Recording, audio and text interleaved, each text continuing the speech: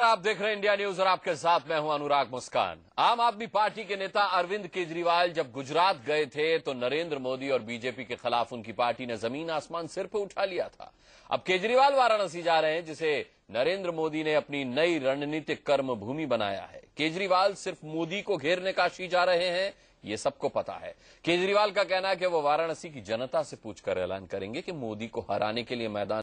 अब केजरीवाल वाराणसी जा रहे हैं, जिसे नरेंद्र मोदी ने अपनी नई रणनीतिक कर्म भूमि बनाया है। केजरीवाल सिर्फ मोदी को घेरने काशी जा रहे हैं, ये सबको पता है।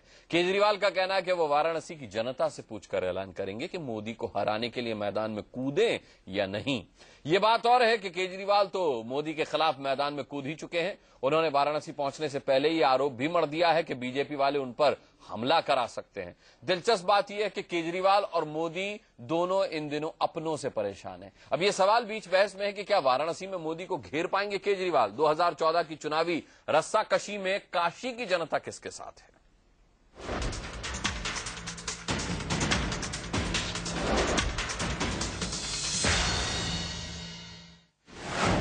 क्या बीजेपी वाराणसी में हिंसा करवाना चाहती है या केजरीवाल बीजेपी पर यह आरोप लगाकर सियासी फायदा लेना चाहते हैं? अरविंद केजरीवाल के वाराणसी दौरे से ठीक एक दिन पहले ये दो बड़े सवाल खड़े हो गए हैं। इस सवाल को खुद अरविंद केजरीवाल ने अपने ट्वीट के जरिए उछाला है। क्या बीजेपी कुछ प्लान कर रही है? हर किसी को संदेह हो रहा है कि वहां हिंसा हो सकती है। भारतीय जनता पार्टी कुछ भी कर सकती है। कल परसों से मैं देख रहा हूं लगातार। पहले हमारे एक साथी आर.एस. राय साहब वो पर्चा बांटने जा रहे थे, उनके साथ भाजपाइयों ने मारपीट की। कल हमारे लोग जो है वो 80 के घाट पे नुक्कड़ नाटक कर रहे थे, उनके साथ मारपीट की। पार्टी का यही चरित्र है, तो कुछ भी हो सकता है इसमें। कोई अगर ऐसा कुछ हो तो इसमें आश्चर्यचकित होने की बात नहीं है। केजरीवाल के इस ट्वीट पर बीजेपी ने कड़ी प्रतिक्रिया व्यक्त की है। कहा भीड़ जुटाने के लिए वो ऐसी बातें कर रहे हैं।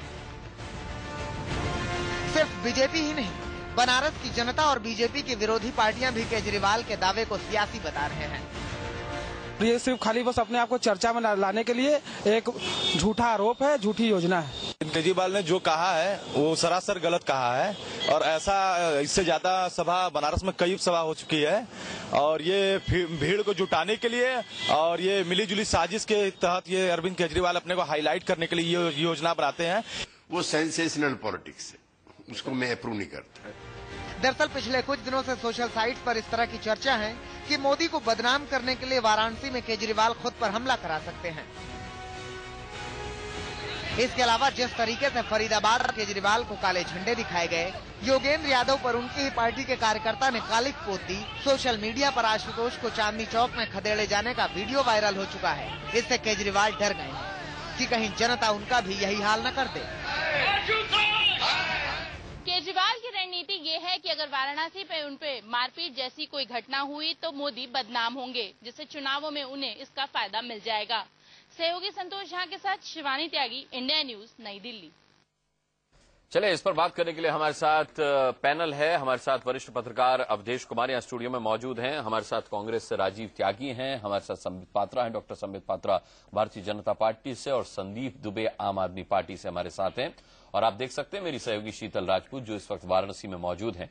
सबसे पहले शीतल का मैं रुख करना चाहूंगा। शीतल, वहां जो आपके साथ अमन और चैन पसंद लोग हैं, उनसे जरा पूछिए कि केजरीवाल को ऐसा क्यों लगता है कि वहां मोदी या बीजेपी हिंसा करा सकती हैं।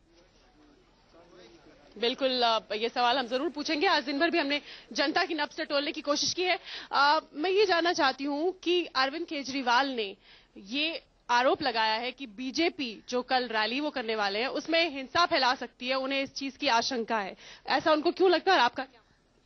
हमारा ये मानना है कि बीजेपी का हिंसा फैलाना काम ही है, और ये 100% सत्य है कि वो कुछ भी कर सकते हैं। और बनारस के सौहार्द को हम भाइयों को मिलकर बचाए रखना है, इसके लिए हम लोग भी प्रयास सारे लोग मिलकर, नौजवान भी कर रहे हैं। आपको लगता है कि बीजेपी का काम हिंसा फैलाना ही, जैसा केजरीवाल? नहीं, ये कुछ तो सोची समझी तरीके से फर्जिफिकेशन किया जा रहा है और केजरीवाल का फर्जिफिकेशन दुनिया देख चुकी है और वो खुद कुछ नहीं करेंगे, वो अपने लोगों से करवा करके और बदनाम करेंगे भारतीय जनता पार्टी को। जबकि ऐसा कहीं भारतीय जनता पार्टी का इतिहास रहा है कि उसके कार्यकर्ता कभी किसी भी तरह की हिंसा में विश्वास नहीं रखते। तो ये सब कोई बहुत मायने नहीं रखता और ये उनका ड्रामा सभी जान चुके पूरा देश। केजरीवाल ड्रामा कर रहे हैं और वो फर्जी तरीके से हिंसा करेंगे और फिर बीजेपी पर आरोप मढ़ेंगे, ये इनका मानना है। आप ये भोले बाबा की नगरी है और इस नगरी में जो है हिंसा कोई जगह नहीं है। बावजूद इसके भी राष्ट्रीय स्वयंसेवक के स्वनाम धन्य लोगों का ये प्रयास रहता है, हमेशा रहता है कि गंगा जमुनी संस्कृति को जो है यहाँ विदूषित किया जाए और यहाँ हिंसा को स्थान दिया जाए, जिससे यहाँ का ताना बाना खंडित हो, यहाँ के आम आदमी को, आम नागरिक को जो है परेशानी का सामना करना पड़े और उनकी राजनीतिक गतिविधियां यहाँ संचालित हो सके। ये संगठन के लोगों का, संघ के लोगों का ये सीधा सीधा काम रहता है, क्योंकि यहाँ जब तक ध्रुवीकरण नहीं होगा मतों का तब तक उनके जीतने के आसार नहीं है। प्रमाण स्वरूप श्री चंद्र दीक्षित जब यहाँ चुनाव लड़ रहे थे तो उस समय भिनियाबाग के मैदान में सुनियोजित ढंग से हिंसा फैलाई गई और श्री चंद्र दीक्षित आपको भी लगता है कि सुनियोजित ढंग से हिंसा फैलाई जा सकती है? जी सर, बिल्कुल। उनका भाई जो विचार हुए तो ये खुद जानेंगे जो कहना चाहेंगे। एक नागरिक के तौर पर, बनारस के रहने वाले शख्स के तौर पर आप क्या मानते हैं? हम ये मानते हैं मैडम के तन जो ये हो रहा है ये सब गलत उनका कहना मानना है। भाजपा जो है बहुत अच्छी है, बहुत आगे, बहुत जो भी माली कहती हुए तो कर सकती है, कर दिखाएगी। जी पूर्णतः लगता है, क्योंकि ये भाजपा हिंसावादी है, आरएसएस पूरा हिंसा है, पूरा हिंदुस्तान जानता है आरएसएस हिंसा को ही पनाह देती है। आरएसएस हिंसा को पनाह देती है और ऐसा किया जा सकता है, ये आशंका गलत नहीं, ये तो इतिहास गवाह है कि कभी भारतीय जनता पार्टी और आरएसएस, चूंकि राष्ट्रवादी संस्था है और वो राष्ट्र के हित में काम करता है। हाँ, कुछ हैं स्वार्थी तत्व जो विभिन्न दलों में और वो बैठे हुए हैं, उनका काम ही है फूट डालो और राज करो, वो उनका 60 साल का इतिहास है। तो आपने देखा अलग अलग तरह के मत यहाँ पर लोगों का, कुछ लोगों का कहना है कि हाँ बिल्कुल ये फितरत है उनकी, वो हिंसा फैलाएंगे, और कुछ लोगों का कहना है कि ये एक ड्रामा है, एक स्टंट है जिसे केजरीवाल अपना रहे हैं एक बार फिर से लाइमलाइट में आने के लिए। बिल्कुल। चले शीतल, आपके पास आऊंगा, बाकी सवालों पर भी वाराणसी की अमन और चैन पसंद जनता से हम बात करेंगे आपके माध्यम से। लेकिन संदीप दुबे, आपने सुना तमाम रिएक्शन थे, एक ये भी था कि हाँ भाई हिंसा में विश्वास रखने वाली पार्टी है, लेकिन एक रिएक्शन ये था कि दंगे फसाद हिंसा अरविंद केजरीवाल कराएंगे और नाम लगाएंगे बीजेपी का। आप ये कह सकते कि इतनी पुरानी भारतीय जनता पार्टी के ऊपर कोई रिएक्शन दे रहा है, उससे बड़ी बात कि अरविंद केजरीवाल पर कोई जनता का नुमाइंदा इतना बड़ा आरोप लगा रहा है कि वो हिंसा कराएंगे और आरोप बीजेपी पर लगाएंगे। अनुराग जी, ये जो सारी बातें निकल के आई हैं, आज जो चर्चा हम लोग कर रहे हैं उसकी थोड़ी बैक हिस्ट्री में जाए। अभी 4-5 दिन पहले सोशल मीडिया पे अरविंद जी को लेके कि अरविंद जी बनारसी में आएंगे तो हिंसा हो सकती है कि संभावनाएं, हमारे, हम नाम नहीं लेंगे उस पार्टी का, लेकिन कुछ पार्टी के जो तथाकथित लोग हैं वो ये काम किए, तो पार्टी, उस पार्टी को भी सोचना चाहिए। जब इस तरह की चीजें सोशल मीडिया पे चल रही थी तो देखिए हर आदमी भयभीत होता है। हमने तो ये कहा कि हाँ कुछ लोग हैं जो हम पे हमला, अरविंद केजरीवाल ने भयभीत होकर के आरोप लगा दिया। दूसरी बात हमारे कार्यकर्ता भयभीत हो सकते हैं, क्यों करेगा कार्यकर्ता ना पहुंचे। देखिए आज अवधेश भैया, देखिए आज क्या हो गया, हर जगह हम लोग की जो लड़ाई है व्यक्तिगत नहीं है। ये तो बात आप भले सब लोग कहें कि ये व्यक्तिगत लड़ाई है, एक लड़ाई मुद्दों पे आधारित। हम बराबर चाहते हैं कि भ्रष्टाचार ही इस देश का मुद्दा बने, और मेरी लड़ाई कोई मोदी जी से नहीं है और ना राहुल गांधी से। अरविंद जी ये बात पहले भी कह चुके हैं, हम लोग की लड़ाई करप्शन से है और राजनीति में जो वंशवाद है उससे है, और जो राजनीति के माफिया तंत्र है राजनीति नहीं, लेकिन मैंने संदीप दुबे इसीलिए आपसे ये सवाल पूछा क्योंकि वो आशंका जो एक जनता के नुमाइंदे की थी, उसी से मिलती जुलती एक आशंका आज अन्ना हजारे ने व्यक्त की है। उन्होंने कहा है कि पवित्र जगहों पर अरविंद केजरीवाल का नाम लेने से वो जगह अपवित्र हो सकती है। देखिए अन्ना जी तो बहुत बड़े संत हैं और वो क्या कह रहे हैं, क्या कर रहे हैं, वो तो पूरा देश देख रहा है। तो उनके बारे में मेरी टिप्पणी, मैं बहुत छोटा सा व्यक्ति हूं, ना करूं तो ज्यादा मेरे लिए सही है, क्योंकि वो उन्होंने देश के लिए जो किया है और जो वो कर रहे हैं, कह रहे हैं, वो पूरा देश देख रहा है। देखिए हम बात सिर्फ इस पे आए कि आज जो बनारस है, बनारस में जो युवा पीढ़ी है, नई पीढ़ी है, वो चाहती है कि जो वहां की समरसता है, जो वहां की जो भौगोलिक स्थिति है वो और मजबूत हो। हम सब भाईचारे के साथ मुद्दों पे राजनीति करें, न कि व्यक्तिवादी राजनीति करें। जो भाजपा के हमारे साथी मित्र वहां तो भाजपा तो वाराणसी पर पहले से काबिज है साहब। भाजपा कोई नई बात थोड़ा, ये भाजपा तो वहां जाइए ना, जब काबिज है तो वहां के लोगों की परेशानी देखिए ना भाई अनुराग भैया, वहां जाके देखिए ना क्या हालत है सड़कों की, वहां के जाके देखिए ना क्या हालत है गलियों की। अगर हम तो मुद्दा लेके जा रहे हैं, हम मानते हैं रैली से वो सारी समस्या हल हो जाएगी। नहीं, बनारस की रैली ये है कि हम वहां इसलिए जा रहे हैं अवधेश भैया कि हम जनता से पूछ लें तो कि हम देश भर से क्यों बुला रहे हो बनारस? वही तो लोग जाके, वही तो जो लोग जाके घर घर पूछेंगे ना, घर घर वो भी पूछेंगे, घर घर भी पूछेंगे, घर घर भी पूछेंगे, हर जगह वो जाके पूछ रहे हैं लोगों से कि भाई अरविंद भाई जो लड़ना चाह रहे हैं वो सही है या गलत है, और जनता जो तय कर रही है, जनता संबित पात्रा कह रहे हैं घर घर पूछ के करेंगे क्या, वहां तो घर घर मोदी है, हर हर मोदी है। संबित पात्रा ठीक है, मेरे को सबका रिएक्शन लेना है। संबित पात्रा, सवाल ये उठता है कि अवधेश ने एक बहुत अच्छा सवाल ये उठाया कि आपको अगर पूछना ही था तो आप वाराणसी की जनता से पूछते, देश भर के आम आदमी को, देश भर की जनता को आप आह्वान क्यों कर रहे हैं वाराणसी में आने का, और फिर आप आशंका भी जता रहे हैं कि हिंसा हो सकती है? देखिए, मैं बहुत साफगोई से कहूंगा, आज से थोड़े दिनों पहले तक मैं बहुत सीरियसली और एग्रेसिवली आम आदमी पार्टी को लेकर डिबेट करता था, मगर अब मुझे लग रहा है कि आम आदमी पार्टी अपनी एंटाइटलमेंट खो बैठी है कि हम बहुत सीरियसली उस पर डिबेट करें। हाँ, उस पर एक जोकिंगली और ह्यूमरसली डिबेट किया जाए, लेकिन इसे आप हल्के में नहीं ले सकते। संबित, हिंसा की आशंका व्यक्त की जा रही है, लोगों को ये लगता है कि मोदी यानी भाजपा भी हिंसा करा सकती है, और लोगों को ये लगता है कि अरविंद केजरीवाल हिंसा करा के और भाजपा पे तोहमत पड़ सकते हैं। उत्तर दूंगा, नुकसान आम आदमी का है, नुकसान वाराणसी का है, नुकसान काशी की जनता का। मैं इसका उत्तर दूंगा, बिल्कुल दूंगा। आपने पहला जो प्रश्न पूछा था कि जो घर घर जाकर रेफरेंडम लेंगे, जहां घर घर मोदी है वहां जाकर रेफरेंडम लेंगे, मैं इनसे ही प्रश्न पूछता हूं कि वहां रेफरेंडम लेने से पहले क्या नई दिल्ली सीट से अरविंद केजरीवाल जी ने रेफरेंडम लिया कि आप लोगों ने मुझे चुना था, अब मैं आपको छोड़ के जाऊं? वो नहीं लेंगे। अब ये रेफरेंडम का खेल बंद करिए। वहां से आप रेफरेंडम पे रुके, वो हिंसा तक आप पहुंचे। नहीं, देखिए, इनकी ऑक्सीजन जब बंद हो जाती है, जब मैं तो डॉक्टर हूं, आप किसी का ऑक्सीजन बंद करिए तो देख छटपटाएगा वो, बिल्कुल उसका हाथ पैर हवा में जाएगा, ऐसे ऐसे होगा। ठीक उनका जैसे 4-5 दिन डिबेट में नहीं आती है आम आदमी पार्टी तो ऑक्सीजन बंद हो जाता है, छटपटाहट होती है। उस छटपटाहट में अरविंद केजरीवाल जी कुछ भी कर सकते हैं कि कोई मुझे मारने आ रहा है, कोई हिंसा फैला रहा है। अरे नरेंद्र मोदी जी हिंदुस्तान के लेंथ और ब्रेड्थ में जाके रैली कर चुके हैं, कहां हिंसा फैल गई? सबसे बड़ी बात है उनके नीचे बॉम्ब रख दिया गया, उनके नीचे 16 बॉम्ब रख दिए, फिर भी वो कि शांत भाव से, मैच्योर्ड रूप से पटना में उन्होंने डील किया। मुझे लगता है अरविंद केजरीवाल जी को उससे सीखना चाहिए था, ना कि गुजरात में जाके जिस प्रकार का ड्रामा उन्होंने किया है। ठीक है, क्या इसी हिंसा से बचने के लिए राजीव त्यागी आप अभी तक वाराणसी में अपना कैंडिडेट तय नहीं कर पाए हैं कि किसको मैदान में उतारा जाए, किसको नहीं? देखिए अनुराग जी, एक कहावत अंग्रेजी में, से इट विथ फ्लावर्स। कोई भी बात कहनी हो तो उसको फूलों के साथ कहा जा सकता है या कांटों के साथ कहा जा सकता है। ये हिंदी वाला फूल है, अंग्रेजी वाला ये देखिए, ये फूल है, और जो समझदार व्यूअर्स है वो समझ रहे हैं मैं किस तरफ इशारा कर रहा हूँ। सबसे बड़ी बात ये भारतीय जनता पार्टी की दिक्कत ये है कि इनके पास फूल नहीं है, इनके पास कांटे ज्यादा है इनके दामन में, और इनके पास से जो निकलता है वो भी उस कांटों में उलझ करके रह जाता है। अभी मेरे साथी जो है हाथ पैर फेंक रहे थे, तो शायद भारतीय जनता पार्टी ज्यादा हाथ पैर फेंक रही है किसी तरह से। 2014 वो हाथ पैर फेंक नहीं रहे थे, वो बता रहे थे कि जब ऑक्सीजन मुझे लगा कि शायद वो ऑक्सीजन उनकी खत्म हो रही है, मुझे लगा कि शायद ऑक्सीजन उनकी खत्म हो रही है, भारतीय जनता पार्टी खत्म हो रही है। संबित पात्रा की नहीं, भारतीय जनता पार्टी खत्म हो रही है। रही बात आम आदमी पार्टी की, आम आदमी पार्टी को भी सीखना होगा कि कटु शब्दों के इस्तेमाल से राजनीति में बचना चाहिए। कारण यह है कि राजनीतिक लोगों को समाज का पुरोधा माना जाता है, और पुरोधाओं का ऐसा इस्तेमाल नहीं करना चाहिए शब्दों का। रही बात कांग्रेस पार्टी की, कांग्रेस पार्टी किस तरह से वहां रोल अदा करेगी, इन दोनों की लड़ाई में निश्चित रूप से मैं आपको कह सकता हूं कि कांग्रेस पार्टी का कैंडिडेट वहां से विजय श्री प्राप्त करेगा।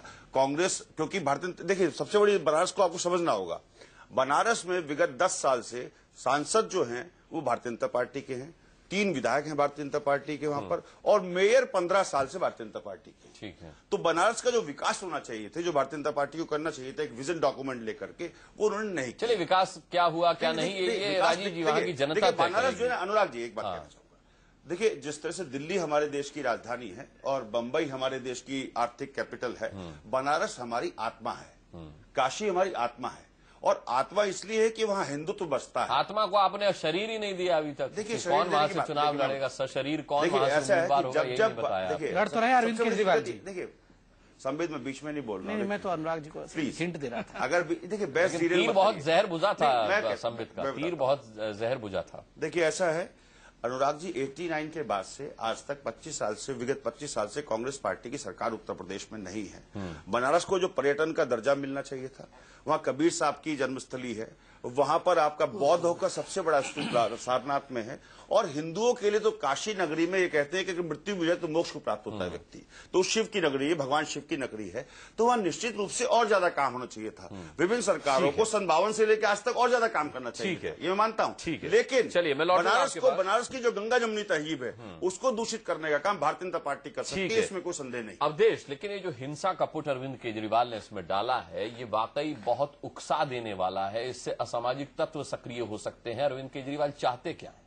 अरविंद केजरीवाल की चाहत बिल्कुल स्पष्ट है। देखिए, जो फांसीवादी मस्तिष्क होता है वो एक छद्म जो है भय का वातावरण क्रिएट करता है। छद्म उन्होंने गुजरात में पूरा क्रिएट करने की कोशिश की।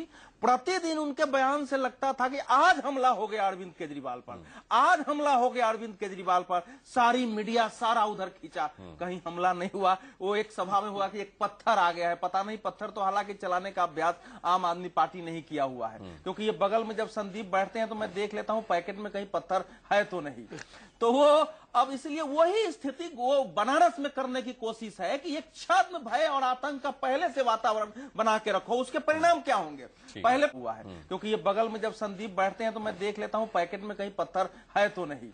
तो वो अब इसलिए वही स्थिति वो बनारस में करने की कोशिश है कि एक छद्म भय और आतंक का पहले से वातावरण बना के रखो। उसके परिणाम क्या होंगे? पहले प्रशासन सख्त हो जाएगा, हो सकता है वहां 10,000 लोग आने वाले नहीं होंगे, लेकिन जब प्रशासन सख्त हो जाता है, लगता है कोई बड़ी सभा होने वाली है, तो एक तो होगा। दूसरा, मीडिया पूरा वहां अटेंटिव हो जाएगा, भैया वो होना है, और फिर लाइमलाइट में वो आ जाएंगे।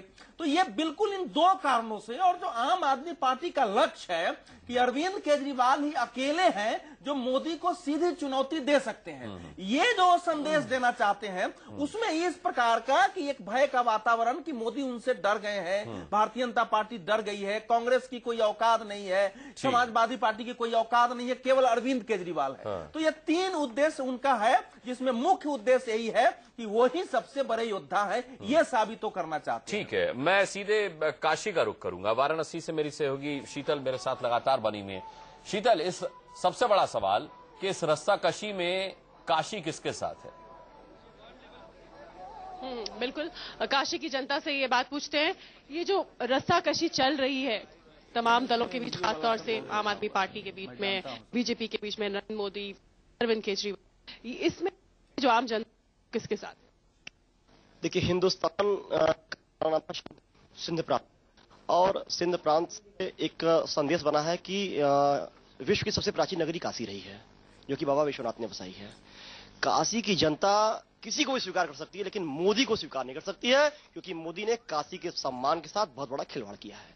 मोदी ने हर हर शब्द का इस्तेमाल किया है, हर हर शब्द मां गंगे के लिए बना हुआ है, हर हर शब्द भगवान भोलेनाथ के लिए बना हुआ है, लेकिन वो आध्यात्म में वो स्वयं भगवान बन के बैठे हुए हैं, मानव के रूप में। उन्होंने काशी के साथ खिलवाड़ किया है। काशी की जनता किसी को भी स्वीकार कर सकती है, नरेंद्र मोदी के सिवा। आप भी ये बात मानते हैं? एकदम मानता हूं, क्योंकि ये भगवान के साथ खिलवाड़ किए हैं और भगवान को भी पीछे छोड़ दिए हैं। हर हर महादेव को नारा लगता था काशी में, ये हर हर मोदी, घर घर मोदी, यानी कि घर से भी हम भगवान को निकाल के घर में मोदी को बैठा दे। ये काशी की जनता कतई बर्दाश्त नहीं करेगी और उनको काशी में उनको आने नहीं देगी। काशी की जनता आने नहीं देगी काशी में नरेंद्र। ये मूर्ख जो होते हैं, जिनके पास बुद्धि कम होती है और बातें ज्यादा करते हैं, क्योंकि अब तो मोदी जी आ गए हैं तो टीवी पे चमकने का मौका भी मिला, वरना पूछता कौन था। यह तुलसीदास जी ने लिखा कि सिया राम मैं सब जग जानू करहूं प्रणाम जोर जुग पानी। तो वो बेवकूफ थे कि वो हर एक आदमी में देखे थे, हर एक आदमी भगवान राम को देखे थे। और जब एक सेकंड, अभी जब बात कर रहा हूं, एक सेकंड, और जब शाब्दिक की प्रॉब्लम है और जनता की आवाज ठीक तरीके से हम लोग नहीं सुन पा रहे हैं। लेकिन सबसे बड़ा सवाल ये कि वहां आपने सुना जनता के सेंटिमेंट हर्ट हुए हैं, उनकी धार्मिक भावनाओं को ठेस पहुंची है।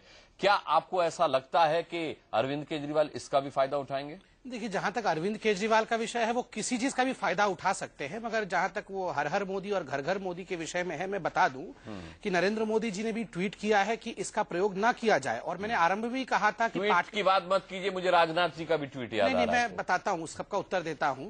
पार्टी ने कोई सर्कुलर जारी नहीं किया था कि ये कहना है वहां जाके। जब आदरणीय नरेंद्र मोदी जी वाराणसी गए थे तो 8 लाख जनता ने अपने दिल से एक उद्घोष किया था, और उस उद्घोष का परिणाम हुआ कि वो एक बिल्कुल बहुत अच्छा स्लोगन सा बन गया है। मगर मुझे लगता है हर हर मोदी में भी किसी प्रकार की बुराई नहीं है। देखिए, ये एक ऐसा धर्म है जहां शंकराचार्य कहते हैं शिवोहम, और वो अंतिम पद होता है जहां इंसान को मालूम होता है कि हमारे साथ हराशक्ति है, पराशक्ति है, और जो हर शब्द होता है वो आध्यात्मिक शक्ति का उन्मूलन होता है कि मेरे साथ, हर के साथ, हर किसी के साथ वो आध्यात्मिक शक्ति है, चाहे वो कृष्ण हो चाहे वो शिव हो, और प्रत्येक मानव के साथ कण-कण में जो है हराशक्ति है जो हर कुछ को हरण कर लेती है। तो इसमें कोई बुराई नहीं। तो फिर ऐसे में नारा अहम ब्रह्मास्म का थोड़े दिया जाएगा। नहीं, इसीलिए मैंने कहा कि नरेंद्र मोदी जी ने भी और भारतीय जनता पार्टी ने कोई सर्कुलर जारी करके नहीं कहा था, ये एक सेंटीमेंट का विषय था और हमने अपील किया, जनता ने खुद अपना बनाया हुआ नारा, हमने अपील किया है कि इसको ना यूज किया जाए। ठीक है, एक बात मैं बोलूंगा, देखो मैं इस पर हर हर मोदी पर आप देखिए, ये भी आप ध्यान रखिए कि कल आम आदमी पार्टी की रैली है, तो उनके लोगों को वो लोग पहुंच चुके हैं वहां। ये जो आवाज आपको आ रही है, देश भर के स्थानीय एनजीओ चलाने वाले उस प्रकार के लोग 2 दिन से वहां पहुंच चुके हैं। तो जहां भी मीडिया होगी ना, वो उस प्रकार से वहां बैठे हैं। लेकिन कुछ देर बाद इस प्रकार का रिएक्शन जब भाजपा वाले देखेंगे तो आप देखिएगा कि 2-4 घंटे में वो सब भी आना शुरू हो जाएंगे। ठीक है। तो ये उनकी रणनीति के तहत वो लोग वहां बैठे हुए हैं। जो अभी आपको आवाज सुनाई दे रही है, वो मैं अपने पूरी जिम्मेवारी, आप उसे काशी की आवाज नहीं मान रहे। नहीं, मैं इसको काशी की आवाज नहीं मान रहा हूं। संदीप दुबे, एक छोटा सा सवाल आपसे कि जब अन्ना आंदोलन में अरविंद केजरीवाल की पोल खुली थी तो ये सामने आया था कि उनकी सेहत को लेकर के अरविंद केजरीवाल ने ये टिप्पणी की थी कि अगर उन्हें कुछ हो जाता है तो बड़े बड़े आंदोलनों के पीछे ऐसी कुर्बानियों का इतिहास रहा है। क्या हिंसा की बात करके वो आम जनता की कुर्बानी में विश्वास रखना अब उन्होंने शुरू कर दिया? क्या ऐसे मोदी को रोकेंगे? देखिए, बातों को शायद हमें लग रहा है कि हम लोग उल्टा ले रहे हैं, बिल्कुल उलट। बीजेपी के मैं बार बार कहा कि नाम नहीं उस पार्टी का लेना चाह रहा था, जिस तरह सोशल मीडिया में चल रही थी, और इन्होंने जिस तरह डरवाने का काम किया, उन्हीं की ट्वीट हमने वापस करी है कि ऐसा संभावना हो सकता है, क्योंकि इन्होंने यही चीज बोली थी। तो अरविंद जी ने तो वो इन्हीं की बात इनको वापस करी, तो इतना बुरा नहीं लग जाए। देखिए, सबसे बड़ा वहां अहम प्रश्न है, जो सबसे बड़ा सवाल है अभी मेरे दिल्ली की जनता ने अरविंद केजरीवाल को जो दिया, बनारस की बात हो ना, बनारस की बात हो, दिल्ली के मुद्दे पे तो भरोसे के भरोसा नहीं दे पाए। बनारस का नौजवान तबका है जो जैसे VHU है, वहां पे आप चले जाइए, वहां कई विश्वविद्यालय हैं, वो विश्वविद्यालय के जितने लड़के नई पीढ़ी है, वहां नई पीढ़ी की तादाद बहुत ज्यादा है। और नई पीढ़ी इस समय देखिए कांग्रेस और बीजेपी से, दोनों पार्टियों से समान रूप से बहुत दुखी है, और इसलिए वो एक विकल्प चाहती है, और आम आदमी पार्टी आज देश में एक विकल्प के रूप में खड़ा हुई है। तो और भ्रष्टाचार लड़ाई लड़ी जा रही है, और नई पीढ़ी चाहती है कि भ्रष्ट व्यवस्था परिवर्तन इस देश में हो। संदीप दुबे, अगर इतना ही भरोसा है तो फिर हिंसा का सहारा क्यों ले रहे हैं आप? हम हिंसा का गांधीवादी लोग हैं, आपने जो आशंका का सहारा क्यों ले रहे हैं? गांधी का नाम इतना दुख नहीं, तो गांधीवादी है तो हिंसा की आशंका क्यों जता रहे हैं? गांधीवादी है तो हिंसा की चाइनीज गांधी है, चाइनीज गांधी है, 1 साल तक गांधी है, उसके बाद ये संबित भाई पत्थर आप लोग मारते हैं, डंडे से आप लोग पीटते हैं। सुनिए, आप लोग चाइनीज गांधी है, काम करने चले हैं, 6 महीने के लिए काम नहीं करने दिया जा रहा है। राजीव जी बहुत देर से कुछ कहना चाह रहे हैं। राजीव जी, देखिए, ऐसा कि जो ये बहस है, इस बहस में एक चीज आपको देखनी पड़ेगी। भारतीय जनता पार्टी की दिक्कत यह है कि भारतीय जनता पार्टी 2 कदम आगे बढ़ाती है, फिर 4 कदम पीछे खींचती है। 1996 में इन्होंने नारा दिया था, अब की बारी अटल बिहारी नहीं आ पाए। दूसरी बात, उसके बाद इंडिया शाइनिंग का नारा दिया, इंडिया शाइन नहीं हो पाए, और भारतीय जनता पार्टी भी शाइन नहीं, और उसकी चमक जो है वो बप्पी लहरी आ गए पार्टी में, खूब शाइन कर बप्पी लहरी आए, वो गाएंगे बजाएंगे, ठीक है, वो करेंगे, और सभी दलों में आ रहे हैं इस तरह के लोग, बात सभी दलों में आ रहे हैं, गाने बजाने वाले सब 17 तारीख को गाना बजाना होगा, आपको स्वागत करेंगे, बुलाएंगे उसमें। देखिए संबित, प्लीज दूसरी बात यह है, भारतीय जनता पार्टी की दूसरी दिक्कत यह है कि संघ जो इनको गवर्न करता है, जो कि इनके हाथ में इनकी लगाम अपने हाथ में रखता है, उसको कहना पड़ा कि नमो नमो मत करिए, क्योंकि उसको समझ में आ गया कि आज एक व्यक्ति की बात करने के बाद सारी पार्टी गौण हो जाती है, सारी विचारधारा गौण हो जाती है, सारे संघ गौण हो जाता है। तो दूसरी बात, जिस तरह से भारतीय जनता पार्टी में राष्ट्रवाद की बात करती है भारतीय जनता पार्टी, मेरा एक मूल प्रश्न है कि जिस तरह से MDMK के साथ इन्होंने गठबंधन किया है, और वाइको ये कहते हैं, वाइको ने कहा था कि हम लोग लिट्टे जी छोड़ो, हो गया बनारस में क्या होगा, लिट्टे से हम लोग लिट्टे से हम बैन हटा देंगे। वाराणसी में क्या होगा इनका? वाराणसी में क्या होगा? बता रहा हूँ, अच्छा राजीव जी, चुनाव कैसे जीतेंगे, मोदी चुनाव कैसे जीतेंगे महाराष्ट्र में, ये एक मूल प्रश्न होगा। महाराष्ट्र के लोग राष्ट्रवादी है और जब वो देखेंगे कि निश्चित रूप से मोदी उन लोगों से समझौता कर रहे हैं। राजीव जी, राजीव जी, अच्छा उत्तर प्रदेश के लोग भैया क्या करके महाराष्ट्र से भगाने का काम करते हैं, तो बनारस के लोग वो भी देख रहे हैं। अच्छा राजीव जी ये बताइए, देख रहे हैं और भारतीय जनता पार्टी की दोस्ती शिवसेना से। राजीव जी ये बताइए कि क्या अरविंद केजरीवाल मोदी को रोक भैया मत कहलाइए उत्तर प्रदेश के लोगों को। मेरे सवाल का जवाब दीजिए। महाराष्ट्र मेरे सवाल का जवाब से गठबंधन तोड़िए। अच्छा ठीक है, मेरे सवाल का आप जवाब दे दीजिए कि क्या अरविंद केजरीवाल रोक पाएंगे मोदी को काशी में?